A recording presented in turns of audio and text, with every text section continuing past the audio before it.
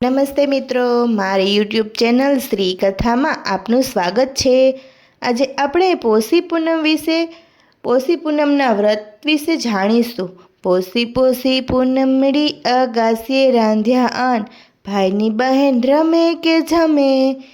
આ ઉત્તર ભાઈ જવાબ આપે કે મારી બહેન જમે એ પછી જ બહેન ઉપવાસ તોડીને એકટાણું જમે। એ પહેલાં ચંદ્રમાની સાક્ષીએ ભાઈના આયુષ્ય અને પોતાના સૌભાગ્ય માટે પ્રાર્થના કરે છે। ગુજરાતમાં પોષી પૂનમે બહેન ભાઈના આયુષ્ય માટે અને પોતાના ભવિષ્યના સૌભાગ્ય માટે પોષી પૂનમનું વ્રત કરે છે। આખો દિવસ ઉપવાસ કરે છે।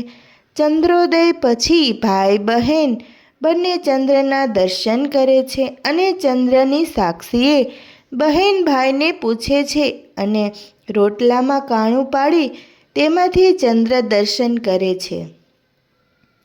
ભાઈ બહેનના પ્રેમ સ્નેહના પ્રતીક રૂપે વર્ષમાં 3 તહેવારો આવે છે। બહેન ભાઈના ઘેરે આવે છે ને રાખડી બાંધે છે। તે તહેવાર એટલે રક્ષાબંધન કે બળેવ પૂનમ। રાખડીના બદલામાં ભાઈ બહેનને યથાશક્તિ ભેટ આપે છે।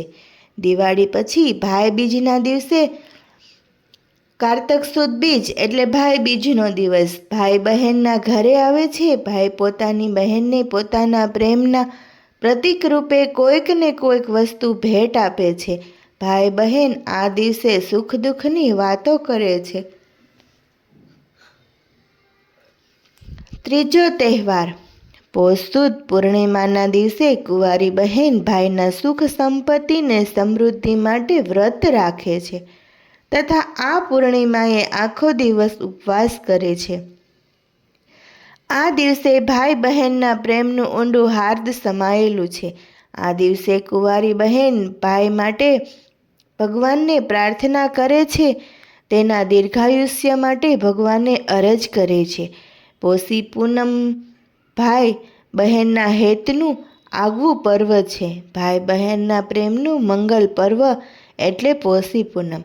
રાત્રે ચંદ્ર ઉગે ત્યારે બાજરાનો નાનો રોટલો વચ્ચે કાણું પાડવામાં આવે, તેમાંથી બેન ચંદ્ર સામે જોઈ અને ગીત ગાય છે, પોષી પૂનમડી અગાસીએ રાંધ્યા અન્ન, ભાઈની બહેન રમે કે જમે। આ ઉત્તરમાં ભાઈ જવાબ આપે કે મારી બહેન જમે। પોષી પૂનમડી અગાસીએ રાંધ્યા અન્ન, ભાઈની બહેન રમે કે જમે। આમાં ભાઈ રમવાનું કહે તો આખી રાત બહેનને રમતું રહેવાનું છે। બહેન બપોરે ફરાળ કરે છે। જો ભાઈને બહેન પ્રત્યે ઈર્ષ્યા કે અદેખાઈ હોય તો ભાઈ બહેનને રમવાનું કહે છે। આ પોષી પૂનમનું હાર્દ છે। આખો દિવસ બહેન ભાઈનું સ્મરણ કરે છે।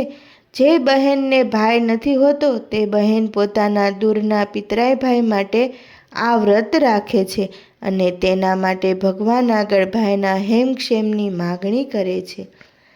આવી જ રીતે પોષી પૂનમનો તહેવાર ઉજવવામાં આવે છે।